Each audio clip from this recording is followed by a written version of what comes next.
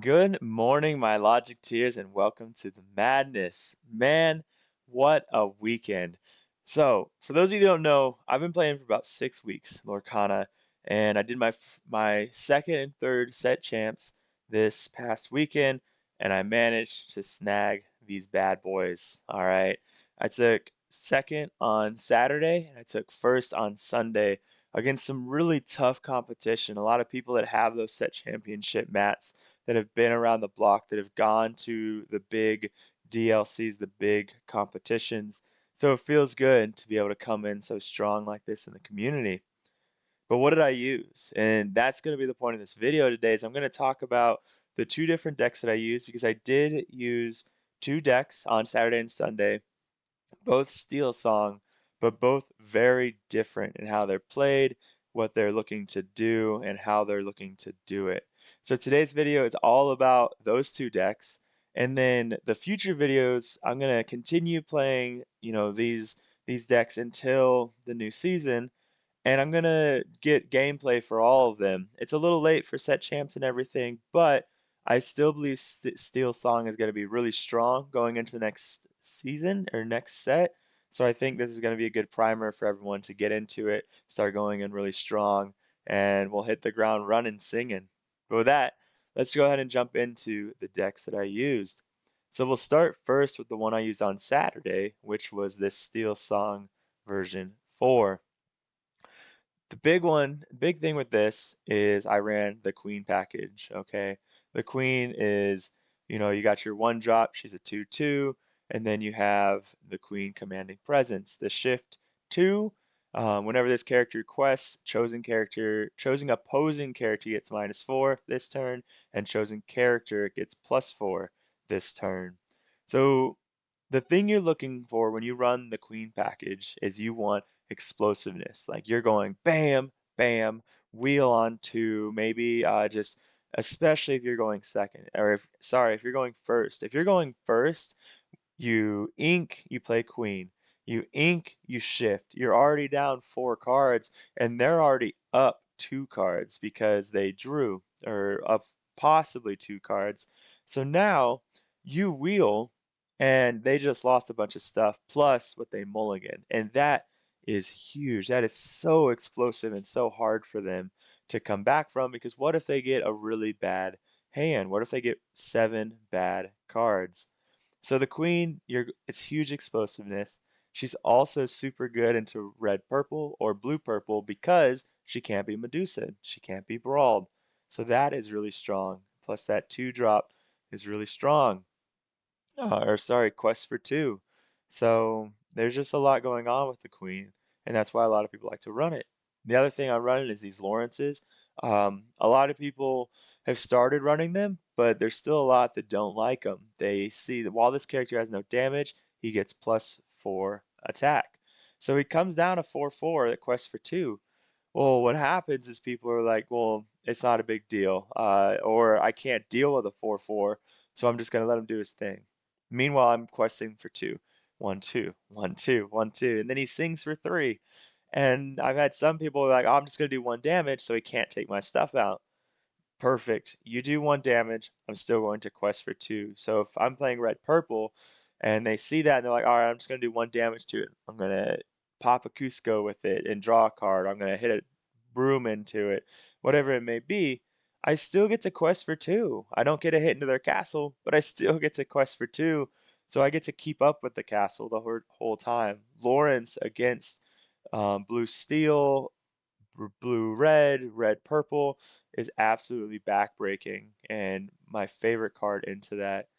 The other thing that a lot of people questioned was 1 Sleepy Flute and 3 Pride Lands.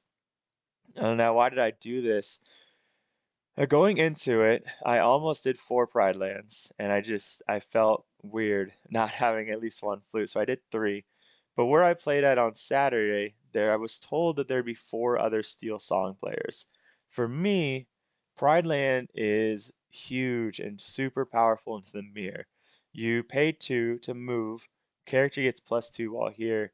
So now, for them to take out any of your characters, they almost always have to put 1, if not 2 spells into it or 2 songs into it. And that's going to be super strong for you because their hand is going to get emptied. Meanwhile, you're gaining one lore each turn. So they can either decide to put a whole bunch of stuff into your character, or they can put stuff into your Pride land. Either way, you're coming out on top. So I love Pride lands in the mirror. I think it's so strong, especially because of if you're playing against someone, the mirror playing Wochuk's version with Benjas and Harp Song, then they're just going to Benja your flutes anyways. So the rest of it is pretty general stuff.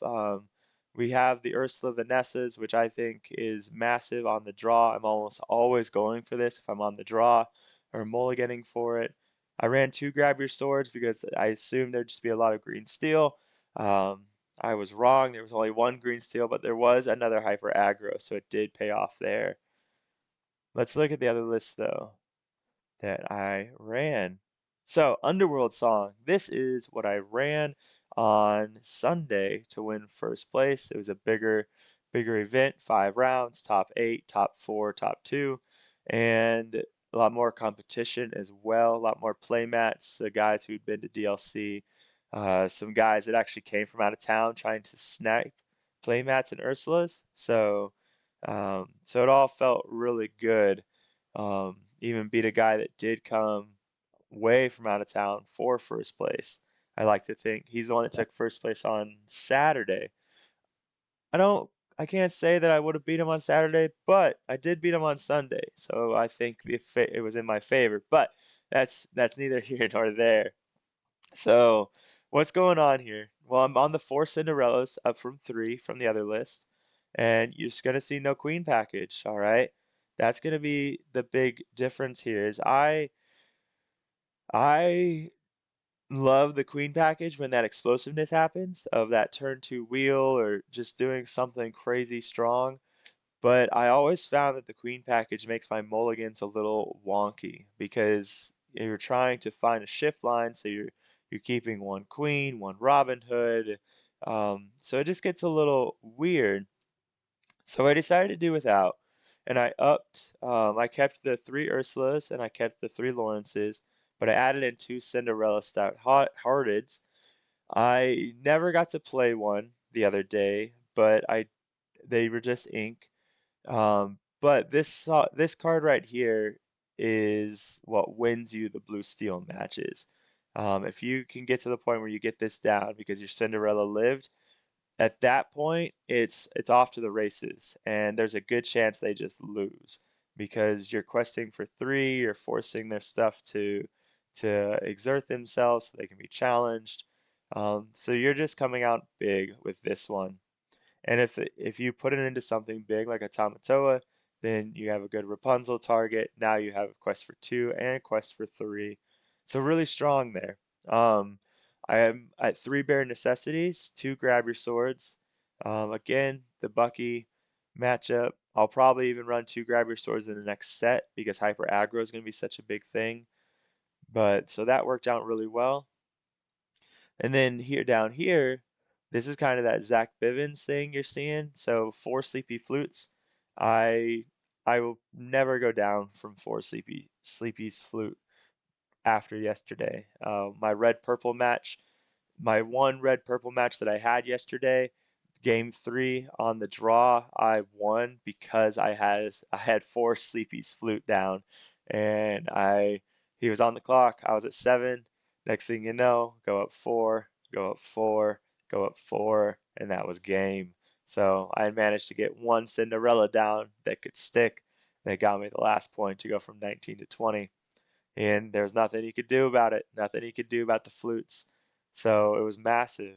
But the weird one is Underworld. Whenever a character quests while here, you may pay 3 ink to return a character card from your discard to your hand. I don't play Underworld for that effect, but I do use that effect if the opportunity presents itself. What am I using this for? It's one lore and it's inkable. Sometimes you mulligan and this is what you get. It's not necessarily what you want, but it is inkable. So a lot of time I was inking this, but there was a couple games where I was playing this. I would use the move 2 and then use the ink 3, and I'd bring back something like an aerial, or I'd bring back a Robin Hood, whatever it may be, and that could turn it into huge into my favor. I brought back a Lawrence one time. So don't underestimate what this is. The other benefit is that people don't know what this is. Anytime, there's a reason off meta decks do so well. In competitive play, knowing the meta is huge because when I play on turn two, I'm already predicting what they're going to do the next three turns. Um, so what happens is when someone comes down and plays the Underworld, a card that you're not used to seeing, you have to stop. You have to take a step back. All of a sudden, in your head, you're trying to think of all the different things that Underworld might do. Is this a new meta? Is he going to combo this with something? What am I doing with this? Maybe they have to take it and read it, and now they can't think about their own play because they're trying to read, and all they can think about is this off meta card. And there's a lot of power in that in trading card games. So this is what we're doing. We got 17 uninkables in this one. We had 17 uninkables in the other one. And this was what I ran on Sunday to get my first place champion mat. And from this set, or from this build, I don't know if I'd change anything. If anything, I might go down to two bare necessities or one, but at this time, I don't know what I would replace the bare necessities with. So overall, very happy with this deck. I'm very happy with the other one. I might just replace the Pride Lands with the flutes. And if I go into the mirror, just hope I'm on the play. Going forward, I'm going to be playing a bunch of games on Pixelborn Connect, and I'm going to be recording games, and then I will commentate over them. We'll talk about mulligan strategies. We'll talk about why I do certain plays. We'll also talk about things that I'm expecting them to do and how I'm going to respond to them, or why I'm doing this in expectation of this. So X in expectation of Y.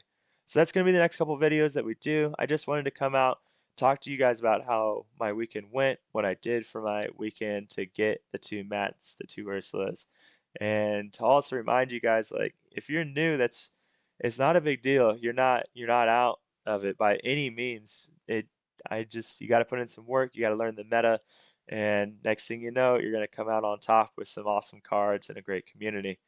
I'll end with this.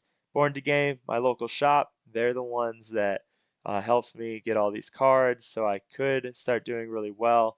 They're the ones that taught me how to play. So check them out. And finally, ladies and gentlemen, Meyer Madness is my Twitch name. Check me out. If you liked the video, give it a like, give it a subscribe. Remember, always drink your water, always do your push ups, and stay happy and healthy and have a good day.